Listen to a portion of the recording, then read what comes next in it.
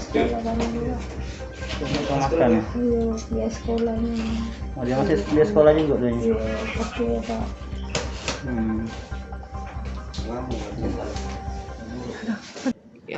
Bu, yang anak kecil itu siapa kita, Bu? Cucu. Cucu. Wong tuanya di mana, Bu? Orang tuanya sudah lama pisah, berarti lagi mamanya. Oh, anak ibu yang cewek ya? Iya, Itu sudah berapa lama nih cucu kita disuruh ngamen? 2 tahun 2 tahun. Sekolah enggak cucu kita? sekolah. Nah, terus ngamennya tuh? Siang, sore kadang-kadang. Nah, itu kok bisa? Seminggu sekali sekolahnya untuk soal ngantar. Oh iya, karena pandemi ini ya, Iya. Bu. Nah, ini ibu kok kayak yang di video itu, Bu, yang sampai melakukan pemukulan itu, Bu.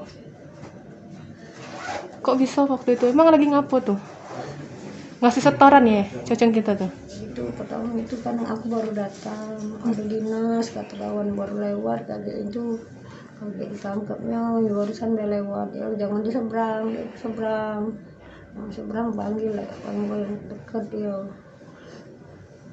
Oh, jadi maksudnya kita nih marah itu cuma untuk ngasih tahu bahwa hati-hati ada dinas itu. Dianya ke seberang dia tangkep, dia nggak nyebrang. Tapi dalam rekaman video tuh Dia terlihat. lagi ngambil ini aku duit. Bapak baru datang. Jadi memang selama ini cocok kita nih lah yang ibu tuh lah yang ngebesak ke cocok kita nih. Iya, dari bayi dia dari umur 23 hari dari aku. Kalau boleh tuh penghasilan ibu apa? Ibu gawe apa? Kemarin jualan nggak lagi, jualan di rumah tuh lah. Selain korban ini ada lagi gak keluarga kita yang ibu yang jadi pengamen? Hah? Cuma si kok itulah.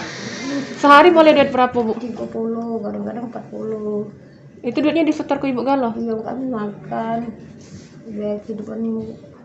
Rumah dewek gitu, Bu. Ya, Ngontrak. terak.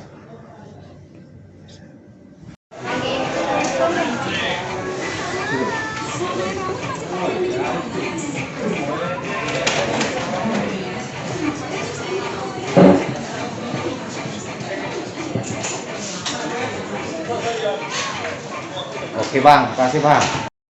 Terkait dengan tindak lanjut dari aparat kepolisian terkait dengan tindak kekerasan terhadap anak itu seperti apa nih?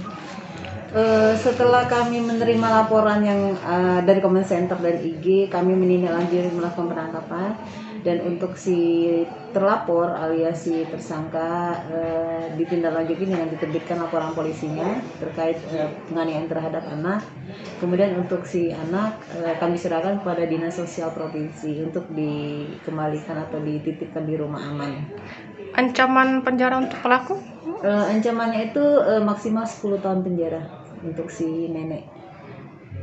Jadi memang motifnya itu karena ekonomi ya, Bu ya? Karena ekonomi, faktor ekonomi, si anak dijadikan mata pencarian ya, dieksploitasi untuk memberi keuntungan bagi si nenek. Jangan lupa subscribe, share, komen, dan like ya.